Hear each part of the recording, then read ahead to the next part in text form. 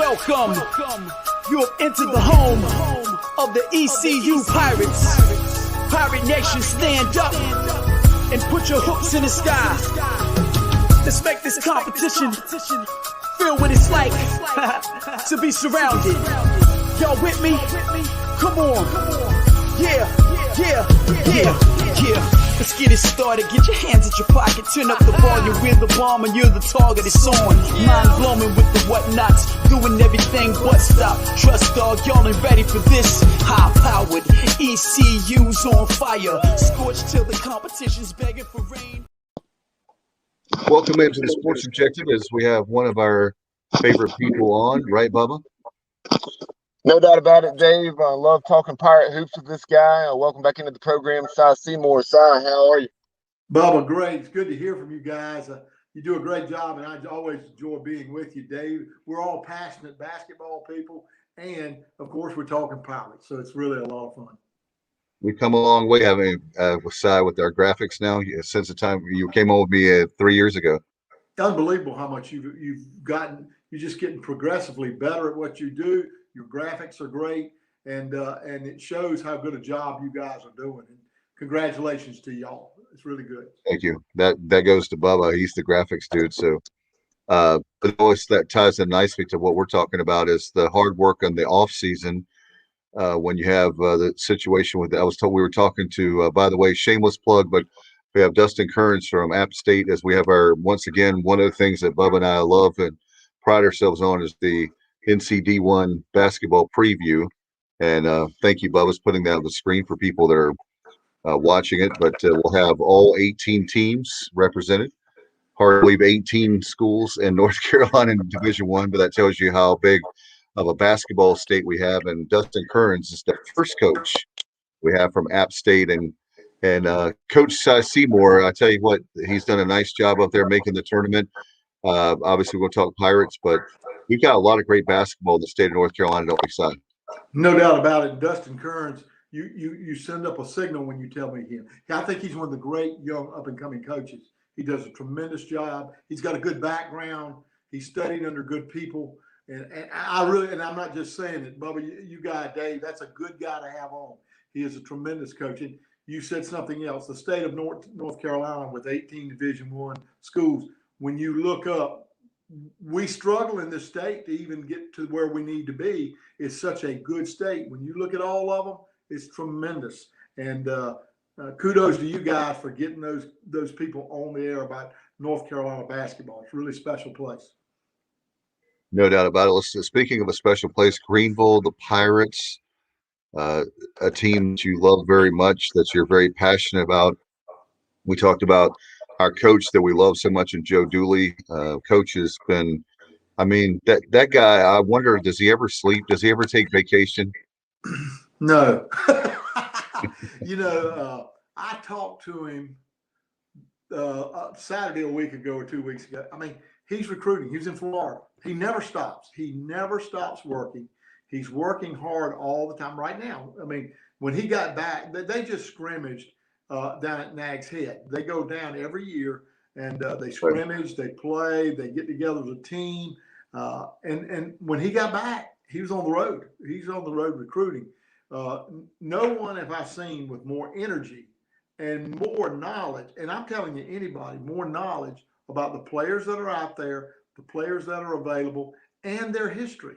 He knows all of them, and he's the best at it I've seen. He really is that good at that business. There's nobody like him. Talk about you were talking about Joe Dooley. We've got a lot of great players that we have that they have from the transfer portal. We obviously lose Gardner, but disappointed to see today the coaches in the American. This is the day one opening day for the media days for basketball, and they have ECU picked dead last. I know that people think, well, Gardner's left, but I don't think that they've done their homework because we've gotten better when it comes to shooting, in my opinion. Just what I've heard and seen the film of these players that are coming in.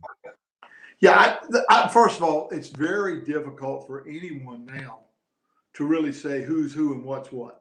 1,700 kids in the portal last year.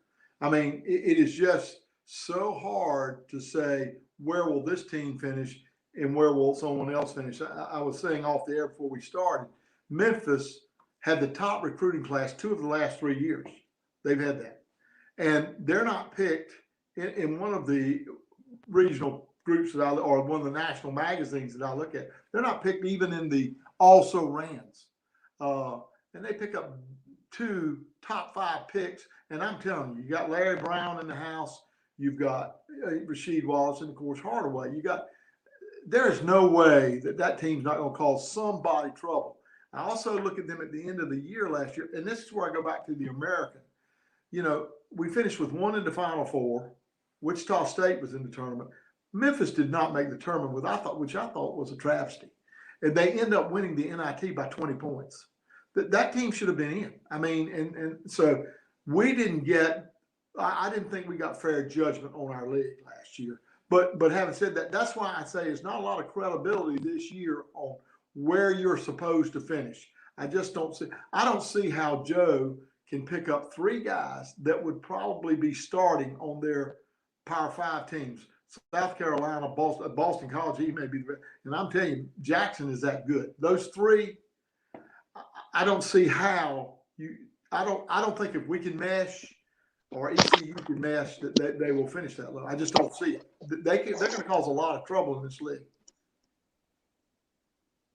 Yes, before we dive deeper into the roster, you mentioned Vance Jackson and some of those guys that Joe and staff brought in, taking part in the AAC Media Days today as well as tomorrow. And then, the Pirates will be taking part in it on Thursday.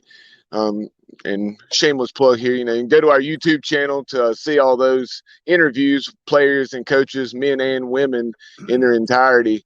But,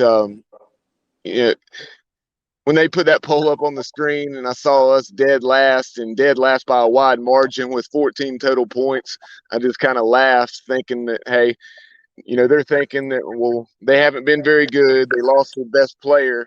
So that's the natural place to put them. But I think we're going to surprise some folks. I really do. I do too. I see ECU being a team that you don't want to play. And if ECU can get Minji's rocking, it's even of all the teams, believe it or not, in this league, that can be the most difficult place to play. And now Memphis can be, but it's spread out. It's so big. I mean, you're going to have 15 to 16,000 at Memphis. I think Wichita State is a very difficult place to play since I've been doing this. Houston's going to be good, and Cincinnati. But ECU, when that arena is rocking, there's a passion at East Carolina that these other schools, as much as they love it, it's not like ECU's. It's a deeper level. And so the key will be getting that place rocking, getting people in there behind him.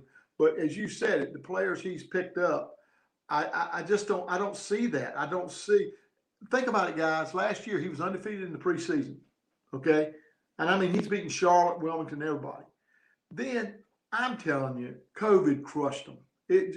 He had maybe 4 full practices in the month of February. Nothing could go right. He never had his team there the whole time. And I also say this, and I say the same with Coach Houston.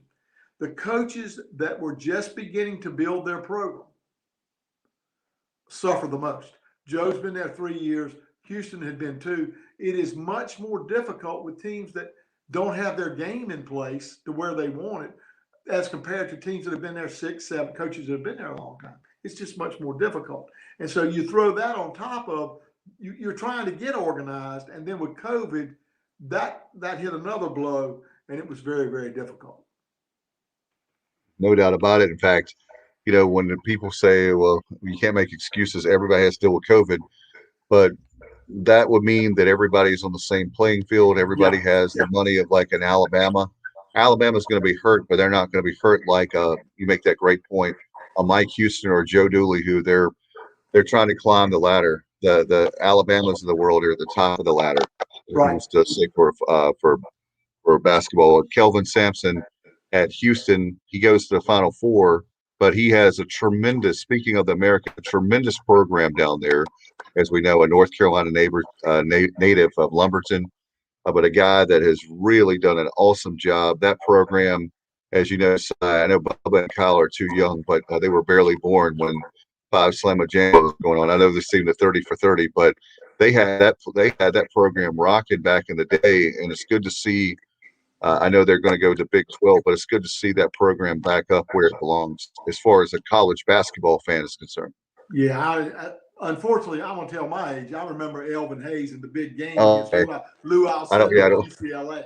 So and of course, Guy Lewis was the coach and took them there 5 times. This is a proud program that has been good in all sports, and Kelvin Sampson has really gotten it to where, and he made sure the administration and the university president bought in, as well as fans. And by gosh, that is a tough place to play. And I love what he's doing.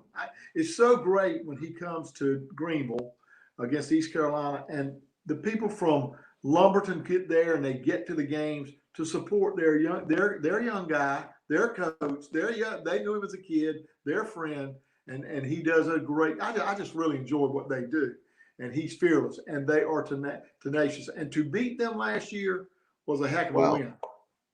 Really was. Hey, we beat a team that went to the Final Four. I tell people all that, so things aren't going to happen. That's the thing that people don't understand with the Dooley situation. Things don't happen overnight. And I don't think people understand that this guy, if he give Joe time to build the culture, just the same way with Mike Houston. Mike Houston is a tremendous coach. Oh, yeah. Tremendous. And we have tremendous coaches at the assistant football as well as basketball. You give these guys time to recruit, man, I'm telling you, the Dooley, when we were 7-1 last year, I don't think you could punch the smile off my face how much I love the basketball program.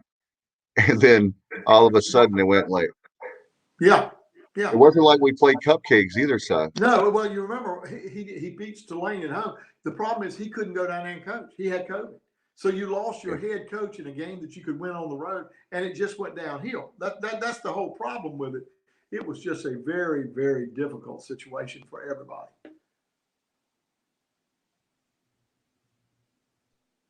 No question about it. You talk about coaching staff. We wanted to talk about, you were talking about the players. What did you see? Okay. Well, what do I see about the players? I'm telling you, this will tell you about it. I want to tell you about Jackson. Just to start with Jackson. Jackson, first day out there, one of the first days, he's just shooting and Joe's talking to him, and they're behind the 3-point line. And he hits 17 in a row. And he's 6'9". And then when you look at his stats, the 2019 tournament, their conference tournament out west, he was named to the all-tournament team. He's the first player in 20 years that has been in only 2 games and made the all-tournament team. He averaged 25 a game. 6 rebounds, and shot over 40% from 3. This is in 2019 now. Now, last year, you can't even throw in. Now we're in 21. I mean, I'm just saying that's what he can do. So he's 6'9", is probably going to play the 4, rebounds it well, and can turn over any game. Any game.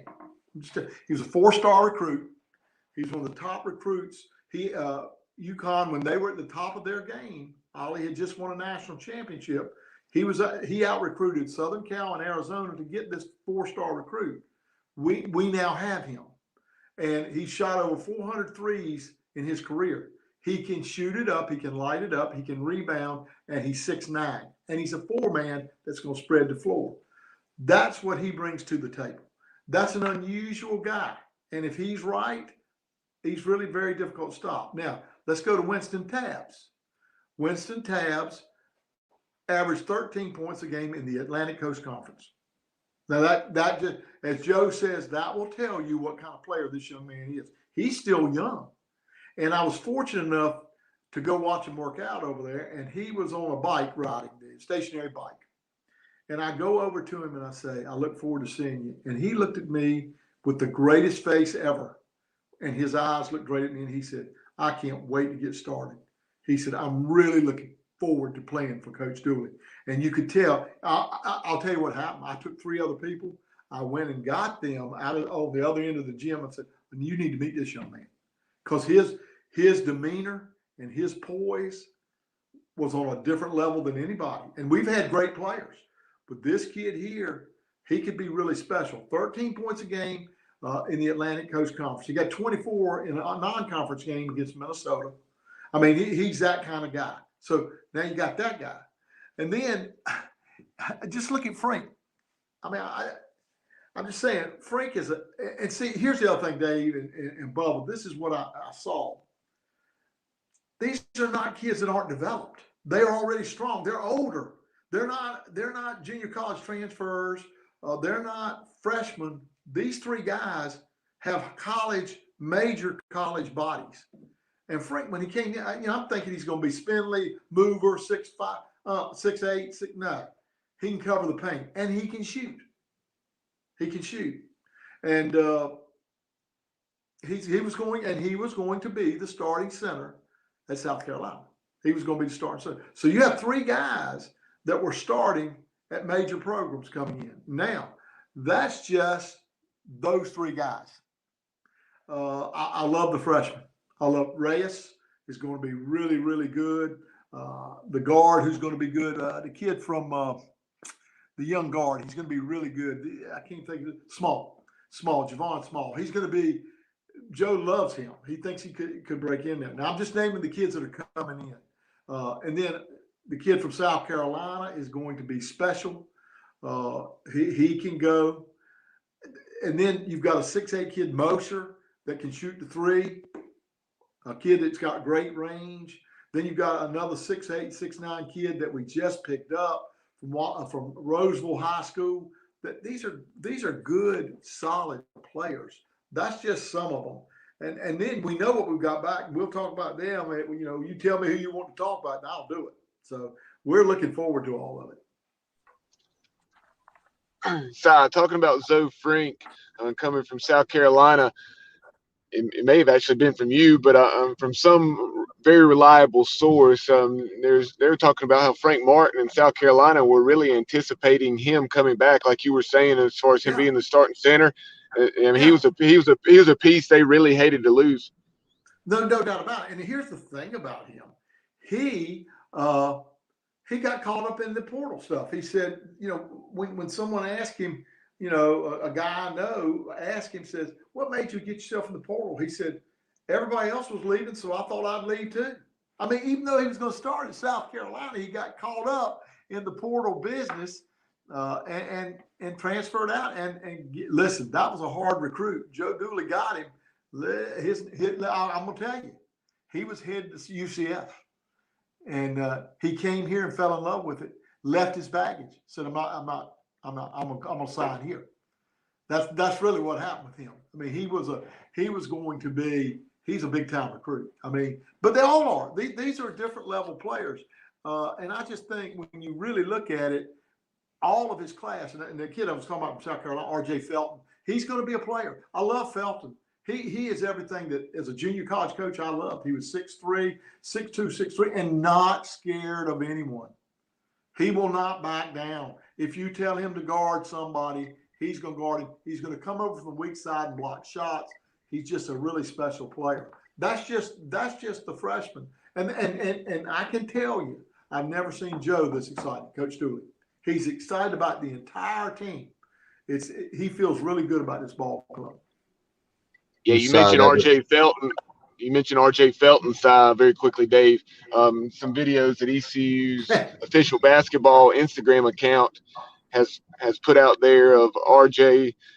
Showing off his athleticism, some of the dunking ability he has. Yeah, and you're gonna like Leston too. The kid from the problem with Leston, he's going to be good. His problem was the COVID stuff affected. He didn't get to play hardly any basketball last year. He's got to get back in shape. And this is not just high school shape when you're here. This is a major college league that he's got to get ready for. And he's not there yet. But once he gets there, he's going to be good too. But R.J. Felton can jump out of the gym, as we always said as coaches. He can jump out of the gym. He's athletic as anybody. I mean, if I'm Coach Houston, he's my tight end. He's a good player. Hey, Bubba, that was a guy that I think you shared it with me, or It was back when we got him, and I was just like, that was a wow factor to a 10 to see RJ Felton back. I think it was a video or something we saw online or something that Bubba and I we love to look at film, and I know Bubba's number one at that. I'm probably a distant second when looking at film, but he was one that I really really liked. Right. And so, one of the things I want to mention, Bubba, I know knows about me to talk about this, but one of the things that we haven't done very well, let's be honest, is shoot the rock, especially the 3 ball. And a lot of people, including today with the coaches, not harping on it, but picking us 11th. I don't think they realized that Jaden Gardner couldn't shoot the 3 Right. as well as we needed him to. He had a great game. I'm not knocking Gardner, not sour grapes, but my point is, it's kind of like in the pros when you have a trade or you have free agency. Here's a situation with a portal that actually, which most people would think would hurt us, but actually I think it's going to help us because flat out we need shooters.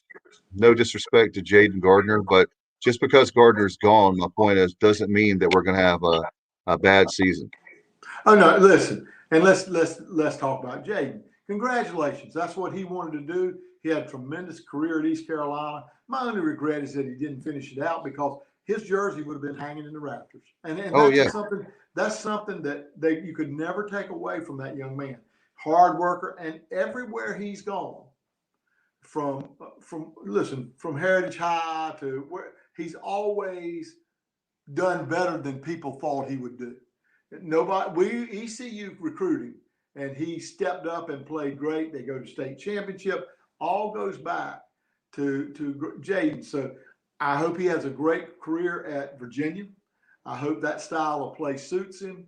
But again, if you want to say that if there was a weakness, was his range on his shot, but he was a good shooter. I mean, he was deadly from 15, Right. and he got it off quick. So I wish him the best luck. Having said that, you're getting other pieces of the pie now. And in fairness to Joe Dooley, and he doesn't know I'm saying this, everything had to go through Jaden because of the way ECU scored. So it's you were one dimensional. Everything went through Jaden first, and now you got a lot of different weapons. To get what you said, Dave, to give you an example, 27. I think I'm right on this. 20%, 27% of the defenses we played were zone. Okay, 27% of possessions were zone defense. 27% of all our possessions. It was the 13th highest in the country. Why were they playing that zone? Because we couldn't shoot it. 27%. It was 13th highest out of 350 teams. We were the 13th highest amount of people that saw 27% of the game possessions were zone. And now, the way we'll be able to play this year, I think it'll drop. I think you're going to see different ways to get the ball to other people. I think it also will give Tristan Newton a chance to drive, Winston Tabbs a chance to drive, and all of our other guys that are back. I mean, you got the other part is Suggs a year older now. He's going to be a junior. Everybody's upper class. JJ upper class. Tremont upper class. Tristan Newton. This is a seasoned ball club going into Joe's year, and that's something he hadn't had. So when you look up at what he's got back, Luigi's going to help him. There are so many pieces that are going to help him that now here's the problem. The first, I would say, 6 to 8 games are going to be, where's the chemistry? Well, where are we? What do we do? That kind of thing. But I really like where we're headed. I tell you, all the freshmen, I'm telling you, they're going to be good players. How do you keep them all happy with the portal systems like it is? I don't know. I wish Joe the best of luck there. But Joe has recruited and assembled a good group to work with. And that's the thing, Si. We've talked so much about the incoming guys until you mentioned Luigi DeBow, and we really haven't talked about those returners. And there's some tremendous returners. I mean, you return 4 out of your top 5 scores, guys like Tristan Newton, Tremont Robinson White, and Brandon Suggs, who we haven't even mentioned. JJ Miles, who will be representing East Carolina at Thursday's AAC Media Days. Just so many quality pieces returning. Well, exactly. And Tremont gives you, what I like about Tremont he gives you a great defensive presence. He's a really good defensive player, and he can shoot it. But this is going to take some pressure off of Tremont. Tristan, the sky's the limit. I mean, he's a 6'5" guard that comes from an athletic family, and now he's no longer that sophomore jinx. He's a junior and knows where he's headed. And let me tell you, you got to talk about being proud of a kid. That kid's from El Paso, Texas. He crosses over a lot of schools that he could parachute out of and go to, but he chose and stays with ECU. That's a real compliment to him and to Joe Dooley and his staff that he's kept that kid. And like you said, I think JJ's going to help. I think Suggs has always been a good steady ball player. He plays great defense. He plays smart. He does the things. And now Luigi is finally well. DeBow. He had that foot problem coming in out of junior college. It was hurting him bad last year. We finally have him healthy. And again, experience. So I think when you look at the overall picture, you got the best of all the world's freshmen. And then when you look at the sophomores, I mean, everything he got. And then the JUCO transfer. He really, Joe got a good word, really did a good job getting the kids he got in.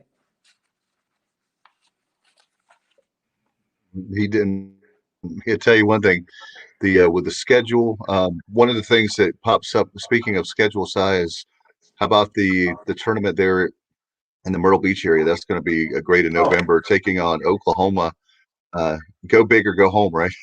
Yeah, I think it's a great tournament for ECU. I think people should go down and see it. I think this is a place where you go in, expectations are good for us. You get crowd down there, and you never know where it goes. And I think first of all, Oklahoma is a great program. They're going to be solid. They're going down. They've got a coaching change, but they've got a quality program, done a great job. But I think it's a good test for ECU early. It won't hurt you. It's good to play that team, and so I'm excited about that. I think it'll be good. And so when you look at it, I think we'll be fine going down there. And then the rest of that tournament. Yeah, the crazy thing is we could play Old Dominion in that tournament and then turn around and play them again. I mean, it's really, really strange how it is in the non-conference too. So you just got to wait and see how it plays out. But I think the Myrtle Beach tournament, I think the schedule itself lends itself to being a lot of fun. No question about it. When you're going in to this new season, is there any other storylines you're looking at before we let you go? We got a few minutes left with you. Sure. Well, first of all, I can't wait to see the line. One storyline will be, first of all, you got to understand, there were coaching changes last year. We never met their coaches because of COVID. Wichita State, they won the league. Yeah. We never saw them. I mean, so the mystery team to me is Wichita State. Dexter Dennis is back. A guard is back. They're going to be good. Memphis, I think, can end up being one of the top teams in the country. I just like to say they won the NIT by 20 last year and should have been invited to the big dance, and they didn't get invited. I thought that was wrong. And you got Larry Brown's a great coach, and just telling you that. Of course, I love the stability and the strength of Houston. They're just solid. But Tulsa's always good. We never talk about Frank Hagan. His teams are always good. And then UCF will be good. I mean, this is a tremendous league that nobody really knows about. It's a shame because I'm telling you, every game out, these are top programs in the country. And ECU, I really think, can knock on the door in this thing. I don't see them finishing last. I just don't see it. It will be a shock to me if they don't move up even further. I think they could move up to 8, 7. And when you're in that league, when you're in that league and that high, you're making big progress. And I think they could do that. And so I'm excited to see how it all plays out. Cincinnati, well, I didn't talk about Wes Miller. Wes Miller goes to Cincinnati, who I think has done an unbelievable job at UNCG. And that already is a basketball. When you go there, there's a basketball atmosphere. I mean, it's packed.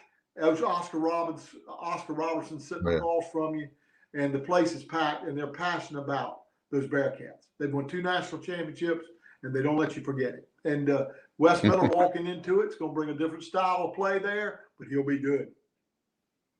I can't wait. We'll have you back on, right, Bubba, before the season starts, and a few weeks, we'll have you back on because it's going to be a great time. And by the way, before we let you go, I know, Bubba, we need for people to get your season tickets, folks. 1-800-DIAL-ECU. Old-fashioned way. I like to let my fingers do the walking, but some people feel safe to order on ECUpirates.com. Priority deadline for those of you that have season tickets is Friday. So if you want to keep your seats, get that, right, Bubba? Yeah, no doubt. Definitely need to get out there and support this team. I really think they're going to turn some heads and surprise some folks, and it's going to be a lot of fun to watch. Yeah, and also Dave and Bob, we talked about this off air. Yeah, I'm probably going to be in a different role this year. We'll talk about it later on, but my role will probably change a little bit from radio. But I love this game, and you know it, and I'm excited about what I'll be doing, and you guys will be talking about. And I love talking to you because it's nice to talk to people that really understand the game and what's going on in East Carolina. And to me, you guys do it is as good as anybody I've seen. I really enjoy that, and let's stay with it. And I think we've got a shot to have a pretty good ball club. Yeah, like you're saying, Si, we certainly appreciate that compliment. We've enjoyed doing Pirate basketball overtime, following each and every game throughout the seasons the last couple years. And last year when we had it rolling there early on that 7-1 start, we were receiving a tremendous number of views and listens, and that shows you how much we're starved for success. And just this is something you probably wouldn't know, but when they streamed games last year, whether it be basketball, baseball, football, the highest streaming sports event for ECU last year was the Houston ECU basketball game when it was streamed at ECU, and they had over 58,000 listeners. Baseball usually runs about 12,000. That ball game had 58,000. So if you want to know where potential is, and look, nobody does it better than Cliff Godwin. Nobody. I mean, he is the best. I mean, and so I love what he does. But to show you what basketball has the potential to do, there were 58,000 people streaming that ball game. That's amazing. Well, yeah. A lot of fun. We appreciate you, Si, so much. You've always have been good to us, and I look forward to seeing you at the arena this year. And again, folks, get your tickets. Well, like Si said, let's make this place with Williams Arena loud and crazy and obnoxious. 1-800-ECU, ECUpirates.com. Get your season tickets now. Si, buddy, I appreciate you so much. Enjoy your time, and we'll see you again in a few weeks. Bubba, Dave, I enjoyed it. And those students need to get out too. They really do. Yes. Thank you. Enjoy it. Thank you. Hi, this is ESPN's Dave Lamont, and you're listening to the Sports Objective Podcast, the unofficial podcast of the Pirates.